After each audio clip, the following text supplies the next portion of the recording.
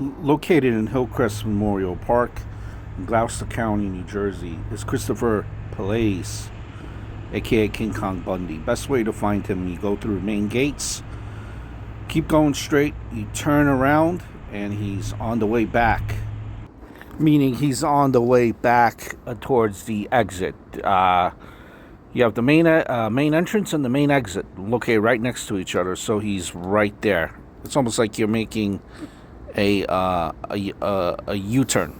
Very easy to find by the exit. But paying my respects to King Kong Bundy. I know him from, being a lifelong wrestling fan. Some of you may also know him from TV. Maybe you've seen him on Boy Meets World, where he played himself, or even before that, Married with Children, he was on as well. So he dipped his hands in many things, which you kind of need, being that wrestling is, wrestling was very sporadic, and back then, the wrestlers didn't have guaranteed contracts like they do now. So you kind of, had to dip your toes in different things to make sure you have an income to provide for yourself.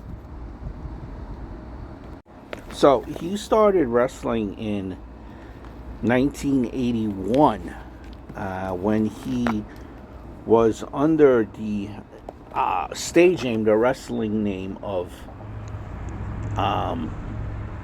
Chris Canyon. Coincidentally, there'll be another wrestler by the name of Chris Canyon years later, but the name was spelled differently.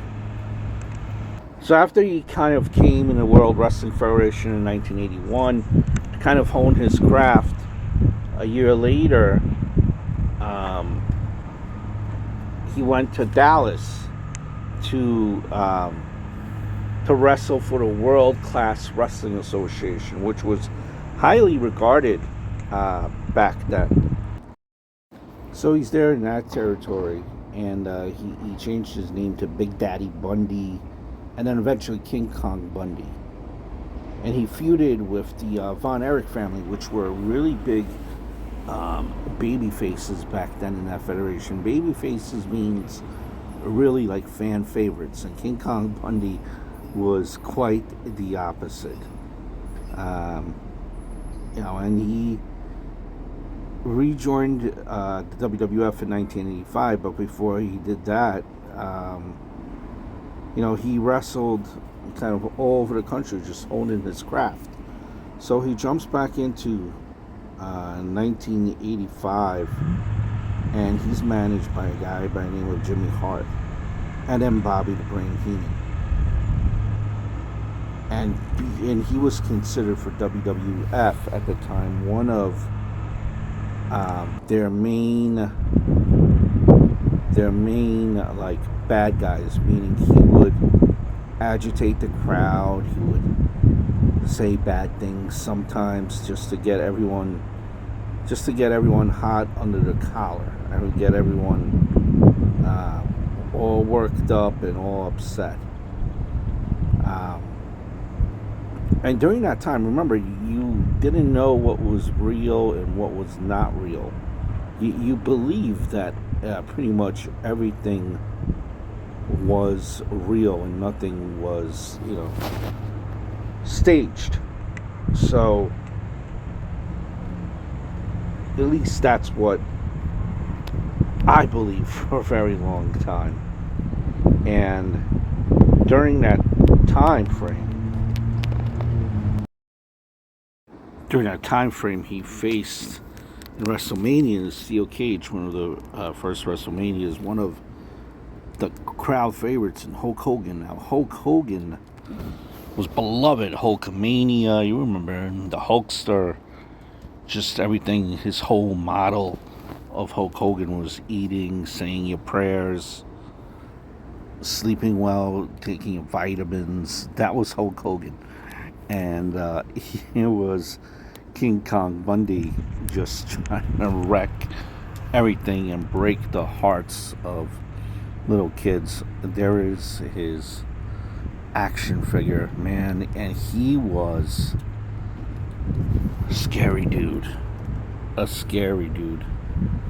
Big guy, too. I think he even went on to try comedy after wrestling and acting as well. I think to mention Married with Children, Boy Meets World. He appeared a few times. Also, just to kind of like bounce back, what a bad guy he was, a villain. In wrestling, like it's a typical 3 count, right? But the arrogance that his character played, he wanted the ref to count to 5, which is like the ultimate embarrassment, so to speak. He also held a record, which was where he defeated SmackDown Jones. In the first WrestleMania. It was announced as being 9 seconds. In actuality, it was about 17 seconds. This record, it remained in effect, in place, until many years later, 2008, when Kane defeated Chavo Guerrero in a legitimate 8-second match. Now, it was a little snugger then, but I had no problem with that because I knew I was going over. I figured that's the important thing to follow in. And then they said they wanted me to set some kind of record, which, to me, if you're going to do something, and this is one thing in my career, I did it to whatever my ability was. I did it to the best of that. I mean, he was such a hit the ropes right away and come and jump. He waited. So it was actually like 23 seconds, I think. It wasn't 9 seconds, truth be told. From bell to bell. Yeah. I don't know, I never timed it, but I mean, and he did that intentionally. What's the matter if you lose in 9 seconds or 23? My point is, if they wanted me to lose in 9, I would have tried to lose in 7, you know what I mean? That's the way you do it, if you're a real pro. So I didn't appreciate that he did that, but he was a good guy overall. I had my first big match with him back in the day when I first started. Gorilla Monsoon calls me. I was supposed to attend bar. He says, I need you in Baltimore tonight. Yeah, man, Bundy just died young. Died at 63 in 2019.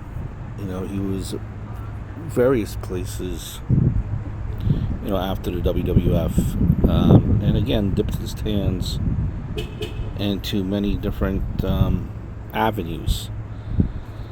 But yeah, one of my earliest memories during childhood, always wanted to knock off Hulk Hogan. He faced Andre the Giant too, and that was a matchup, one for the ages. Just wanted to pay my respects, and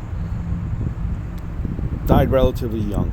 Rest in peace, King Kong Bundy.